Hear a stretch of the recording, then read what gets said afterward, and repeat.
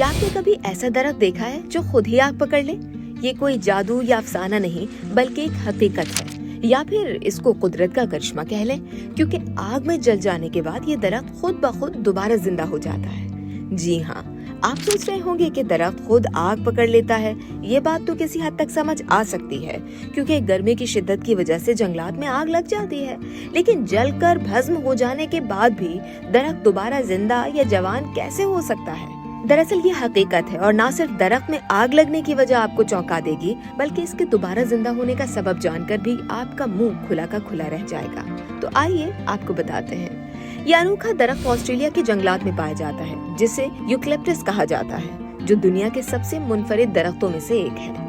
Eucalyptus इसलिए आग पकड़ लेता है क्योंकि इसके पत्तों और छाल में कुदरती तौर पर एक खास तेल मौजूद होता है। ये तेल इतना ज्यादा आतिशगीर है कि गर्मी के मौसम में या जब बिजली कड़कती है तो पूरा दरख्त शोलों की लपेट में आ जाता है। साइंसदान इस अमल को सेल्फ कंबस्शन फिनोमेना कहते हैं, यानी दरख्त अपने इर्द गिर्द का दर्जे हरारत इतना बढ़ा देता है कि एक चिंगारी ही काफी होती है और फिर दरख्त में आग भड़क उठती है।